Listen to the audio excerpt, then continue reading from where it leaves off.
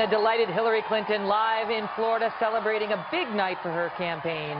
As you heard her reaching out to steelworkers and other working class voters and aiming her message squarely at the Republican frontrunner, Donald Trump, which we have heard her do before. Want to get right to some analysis now while we have the time. And joining me now is David Plouffe. He's the campaign manager for Barack Obama's 2008 presidential campaign. Plouffe has also endorsed Hillary Clinton for president. David, great to see you tonight. So, realistically, is this it for Bernie Sanders?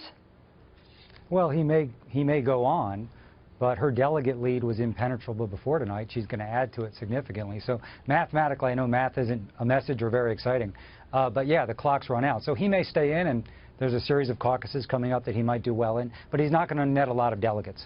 So, and I think what you saw tonight is, she intensified her general election message against Donald Trump.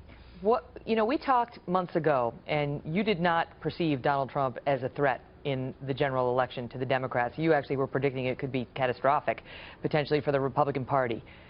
You've changed your tune a bit on that in recent days. Where do you stand on it now? Well, he's unpredictable, so he could lose in an epic landslide. That would cost the Republican Party congressional seats, Senate seats. But as you see, he's bringing new people out. He does have appeal to blue-collar voters, and he'll run a very unorthodox campaign. We've never seen anything like this. And I think that'll be very hard for the Clinton campaign because he will be in their face every day.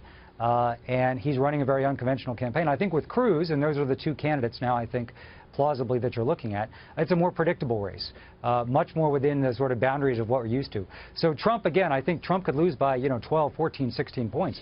He could also make it very close.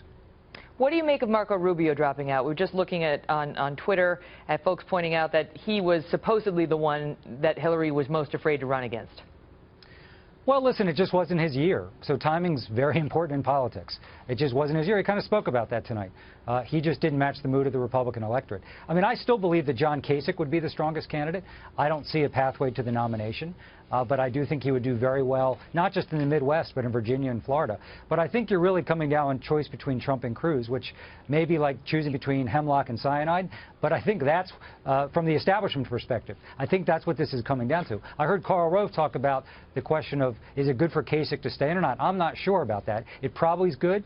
Because I do think in some of those northeastern states, Kasich will bring Trump down a little bit. But Cruz might say he just wants this one-on-one. He wants his chance against Trump, mano-a-mano, for the next 3 months. And as somebody who's run against Hillary Clinton successfully when Barack Obama was challenging her for the nomination in 2008, what do you see as her big weaknesses? Well, listen, turnout's going to be a huge issue. Even before Bernie Sanders' emergence, I was very worried about younger voters. Again, the Obama coalition that led him to the White House twice is the Obama coalition. It's not going to be granted or gifted easily. So she's going to have to work very hard to get young turnout and even get the African-American and Latino turnout to the right places. And listen, after 8 years of a Democrat in the White House, there's going to be voters out there open to a change. They may not be open to a Trump or a Cruz. We'll see. I think they would have been open to a Kasich, for instance. So that's going to be the big challenge, I think. And listen, Trump is creating a lot of enthusiasm out there. I don't want to overstate what the difference on turnout means between Democrat and Republican, but there's a lot more energy right now in these Republican primaries and caucuses. So that's a concern. That's a big warning sign, and you better deal with it and you better address it. I mean, how do you get more exciting so you generate excitement from your base? Right. Well, I think the contest itself will help. So, I mean, Trump, again, I think he's unpredictable, and he may actually overperform a McCain or Romney with certain segments of the electorate. He probably is the best Democratic GOTV machine we have. So, and even Cruz, I think helps get out the vote. Sorry for that political acronym. But I think, I think what she tried to do tonight is raise the stakes. But there's no doubt that the enthusiasm is an issue. And, that's one of the reasons we won twice. She's going to have to figure out a way, because that's where a race, that may be a comfortable 3-4 point win nationally turns into a dead heat if you just miss your turnout numbers by just the slightest amount. David Plouffe, we'll see you later. Thank you, sir. Thanks, Megan.